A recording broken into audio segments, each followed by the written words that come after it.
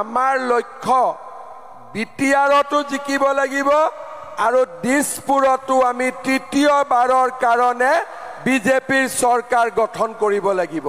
মই আজি গৌৰৱ কৰিব পাৰো 4 বছৰ 4 মাহ অসমৰ মুখ্যমন্ত্ৰী হিচাপে মই পাৰ কৰিলো আৰু এই 4 বছৰত আমি এবাৰৰ বাবেও বড়োলেণ্ডত বন্দুকৰ শব্দ শুনা নাই, বোমৰ ধামাকা শুনা নাই।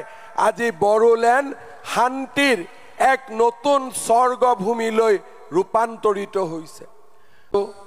বাথৌ সভাত আহিছো, ব্ৰহ্ম সমাজৰ সভাত আহিছো, শ্ৰীৰামপুৰ পৰ্বতজৰা সকলোতে মই গৈছো, কিন্তু মই জীৱনতো ভাবা নাছিলো যে বিজেপিৰ ইমান ডাঙৰ মিটিং হ'ব পাৰে বুলি।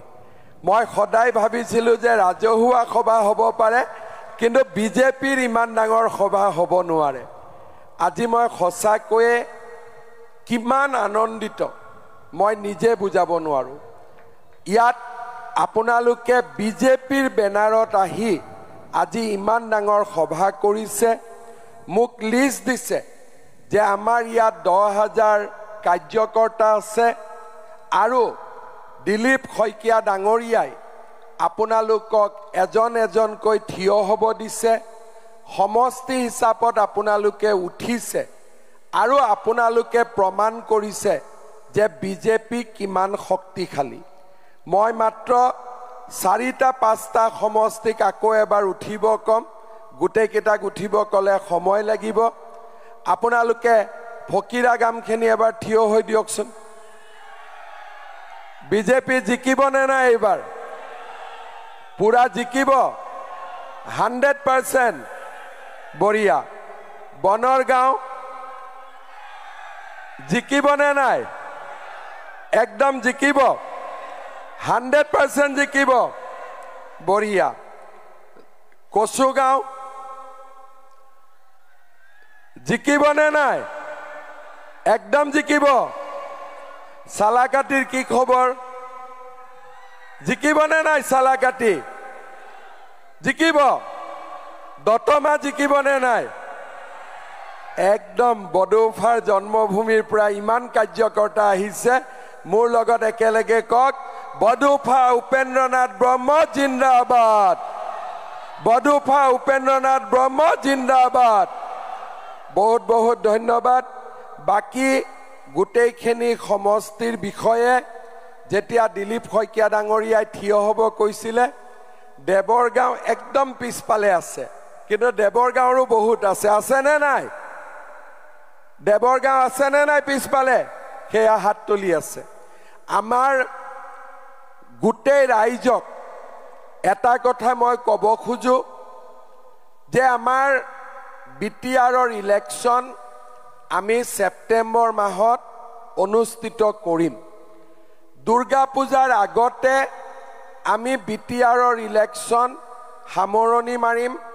আগষ্ট মাহত ইলেকশ্যনৰ প্ৰচাৰ আৰম্ভ হ'ব আৰু ছেপ্টেম্বৰত আমি ইলেকশ্যন শেষ কৰিম। কিন্তু ছেপ্টেম্বৰত বিটিআৰ ইলেকশ্যন শেষ কৰি আপোনালোক বহি থাকিব নোৱাৰিব, কাৰণ আমাৰ লক্ষ্য বিটিআৰতো জিকিব লাগিব আৰু দিছপুৰতো আমি তৃতীয়বাৰৰ কাৰণে বিজেপিৰ চৰকাৰ গঠন কৰিব লাগিব। লাগিবনে নালাগে? সেইকাৰণে বেলেগ অঞ্চলৰ কাৰ্যকৰ্তাতকৈ বিটিআৰৰ কাৰ্যকৰ্তাৰ কষ্ট অলপ বেছি হ'ব। বাকী অঞ্চলত পঞ্চায়ত ইলেকশ্যন হ'ল, পঞ্চায়ত বিজেপি জিকিলে, শেষ হ'ল। বিটিআৰত আমি ছেপ্টেম্বৰলৈকে বিটিআৰ ইলেকশ্যনত ব্যস্ত থাকিম। পূজা বুলি আমি 2টামান দিন ৰেষ্ট ল'ম আৰু তাৰ পিছতেই আমি অসমৰ ইলেকশ্যনৰ কাৰণে সাজু হ'ম। বিটিআৰৰ কাৰ্যকৰ্তাসকলক মই অনুৰোধ কৰিম, আপোনালোকে আজিৰ পৰাই বিটিআৰ ইলেকশ্যনৰ বাবে সাজু হওক। মোক বহুতে সোধে যে আপোনালোকে কেইটাত ইলেকশ্যন খেলিব? আমি সিদ্ধান্ত নলওঁ, আপোনালোকে সিদ্ধান্ত ল'ব আমি কেইটাত ইলেকশ্যন খেলিম। কিন্তু আমি ইলেকশন হাৰিবৰ কাৰণে নেখেলো, ইলেকশন আমি জিকিবৰ কাৰণে খেলিম, ইলেকশন আমি জিকিবৰ কাৰণে খেলিম। হাৰিবৰ কাৰণে খেলিম নে জিকিবৰ কাৰণে খেলিম? হাৰিবৰ কাৰণে খেলিম নে জিকিবৰ কাৰণে খেলিম? আমি যেতিয়া ইলেকশন খেলিম, আমি জিকিবৰ কাৰণে ইলেকশন খেলিম। মোক সাংবাদিকসকলে সোধে যে আপোনালোকে কাৰ এগেইনষ্টত ইলেকশন খেলিব? আমি কাৰো বিৰুদ্ধে ইলেকশন নেখেলো। আমি ইলেকশন খেলিম বিটিআৰৰ বাবে, বিটিআৰৰ উন্নতিৰ বাবে, বিটিআৰৰ বিকাশৰ বাবে আৰু বিটিআৰৰ কল্যাণৰ বাবে। শ্ৰদ্ধাৰ ৰাইজ, আপোনালোকে মনত পেলাওক, নৰেন্দ্ৰ মোদী 2014 চনত ভাৰতৰ প্ৰধানমন্ত্ৰী হয়। তাৰ আগতে কংগ্ৰেছৰ দিনত বিটিআৰৰ পৰিৱেশ কি আছিল? এটা দিনো পাৰ হৈ নগৈছিল যিটো দিনা কোকৰাঝাৰৰ ৰাইজে বন্দুকৰ শব্দ শুনা নাছিল। এটা দিন নাছিল যিদিনা কোকৰাঝাৰৰ ৰাইজে বোমৰ ধামাকা শুনা নাছিল। এটা দিন নাছিল যিদিনাখন কোকৰাঝাৰৰ ৰাইজে ভয়ত নিজৰ জীৱন পাৰ কৰিবলগীয়া হোৱা নাছিল। আজি দীঘলীয়া সময়ত কংগ্ৰেছৰ শাসনকালত কিমান আমাৰ মাৰ বুকু খুদা হ'ল, কিমানজন মহিলা বিধৱা হ'ল, কিমান মাতৃৰ বুকু খুদা হ'ল। 2014 চনত নৰেন্দ্ৰ মোদী ভাৰতৰ প্ৰধানমন্ত্ৰী হ'ল। লাহে লাহে বিটিআৰত শান্তিৰ কাম চৰকাৰে আৰম্ভ কৰিলে। 2020 চনত বিটিআৰ চুক্তি স্বাক্ষৰিত হ'ল। কোভিড আহিলে। 21ত মই অসমৰ মুখ্যমন্ত্ৰী হ'লো।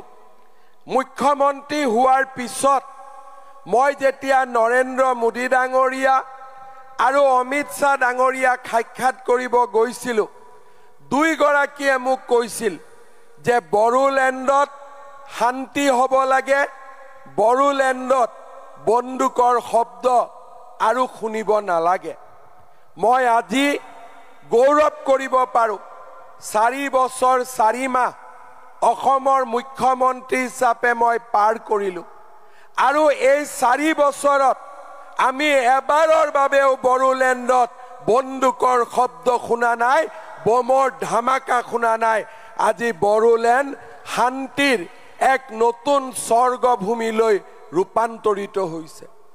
বড়োলেণ্ডৰ মানুহে কি বিচাৰিছিলে? যে এখন দিল্লীত চৰকাৰ আহক, দিছপুৰত চৰকাৰ আহক, যিখন চৰকাৰে আমাৰ জীৱনৰ নিৰাপত্তা দিব পাৰে, যিখন চৰকাৰে আমাক সকলোকে মিলা মিছাৰে ৰাখিব পাৰে, যিখন চৰকাৰে বড়োলেণ্ডবাসীক একতাৰ মহামন্ত্ৰৰে আজি একেলগে সমন্বয়ৰ সাঁকো নিৰ্মাণ কৰিব পাৰে। আপোনালোকে মনত পেলাব, মোৰ আগত যিমান অসমত মুখ্যমন্ত্ৰী আছিল, তেওঁলোক কিমানবাৰ বড়োলেণ্ডলৈ আহিছিল মই নাজানো, কিন্তু যোৱা 4.5 বছৰত মই 200 বাৰতকৈও বেছি বড়োলেণ্ডলৈ আহিছোঁ, যাতে আমাৰ বড়োলেণ্ডৰ সুৰক্ষা, বড়োলেণ্ডৰ প্ৰগতি আমি নিশ্চিত কৰিব পাৰোঁ। আজি আমি সকলোৰে লগত কথা পাতিছোঁ। NDFBৰ লৰাই বন্দুক জমা দিছে, আপচুৱে চৰকাৰৰ লগত সহযোগিতা কৰিছে। প্ৰতিটো জনগোষ্ঠীৰ ৰাইজে আজি বড়োলেণ্ডত শান্তি প্ৰতিষ্ঠাৰ কাৰণে কাম কৰিছে। যোৱা 4.5 বছৰত বড়োলেণ্ডলৈ আমি শান্তিৰ পৰিৱেশ উভতাই আনিলোঁ। কিন্তু শান্তি আমাক কিয় লাগে?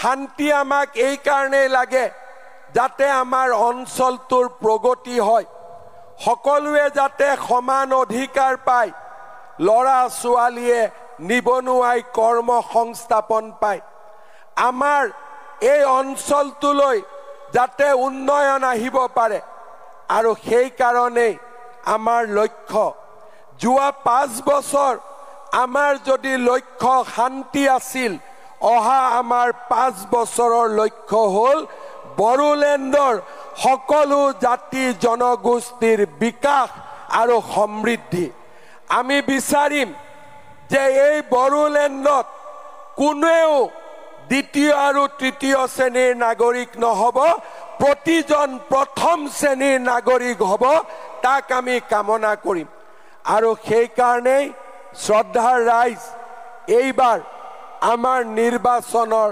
শ্লোগান হ'ব 5 বছৰ আমি শান্তি আনিলো অহা 5 বছৰ আমি প্ৰগতি আনিম সুৰক্ষা আনিম বিকাশ আনিম বড়োলেণ্ড অঞ্চলক আমি বিকাশৰ এক নতুন দ্বীপলৈ আমি ৰূপান্তৰ কৰিম